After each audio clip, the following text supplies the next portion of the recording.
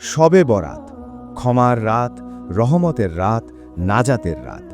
কিন্তু জানেন কি, এই মহিমান্বিত রাতেও কিছু মানুষ আছে যাদের দিকে আল্লাহ তাআলা তাকান না, যাদের গুনাহ মাফ করা হয় না।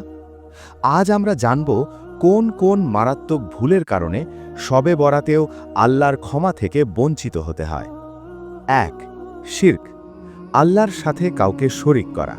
রাসূল সাল্লাল্লাহু আলাইহি ওয়াসাল্লাম বলেন, শবে বরাতে আল্লাহ তার সৃষ্টির দিকে তাকান এবং মুশরিক ও বিদ্বেষ পোষণকারী ছাড়া সবাইকে ক্ষমা করে দেন। ইবনে মাজাহ। যে আল্লাহ ছাড়া অন্য কারো কাছে সাহায্য চায়, কবর, তাবিজ, পীরের কাছে ভরসা রাখে, এই শিরক ক্ষমার সবচেয়ে বড় বাধা। ২. হিংসা ও বিদ্বেষ নিয়ে রাত কাটানো। ভাইয়ের সাথে কথা বন্ধ, আত্মীয়ের প্রতি ঘৃণা, হৃদয়ে জমে থাকা হিংসা, এই বিষ মানুষকে ক্ষমা থেকে দূরে রাখে। যার অন্তর পরিষ্কার নয়, তার আমলও আল্লাহর কাছে গ্রহণযোগ্য হয় না। ৩. আত্মীয়তার সম্পর্ক ছিন্ন করা। যে আত্মীয়তার সম্পর্ক কেটে রাখে, তার জন্য জান্নাতের দরজাও বন্ধ হয়ে যায়। শবে বরাতের রাতে নামাজ পড়ে, দোয়া করে, কিন্তু বছরের পর বছর মা বাবা ভাই বোনের সাথে সম্পর্ক নেই, এই আমল আল্লাহর কাছে পৌঁছায় না। ৪. কবিরা গুনাহ ছেড়ে দেওয়ার ইচ্ছা না করা। ব্যভিচার, সুদ, মদ, জুলুম, হারাম উপার্জন, এই গুনাহ ছেড়ে দেওয়ার ইচ্ছা ছাড়া আল্লাহ মাফ করে দাও, এই দোয়া শুধু মুখে থাকে, হৃদয় নয়। তওবা ছাড়া ক্ষমা নেই। ৫.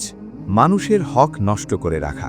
কারো টাকা মেরে রাখা, কারো সম্মান নষ্ট করা, কারোর চোখের পানি ফেলা, এই হক আদায় না করে আল্লাহর কাছে ক্ষমা পাওয়া যায় না।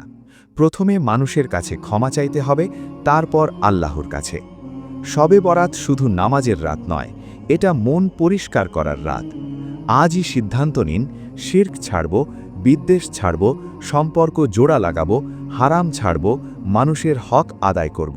তাহলেই এই শবে বরাত আপনার জন্যও হবে নাজাতের রাত, ক্ষমার রাত।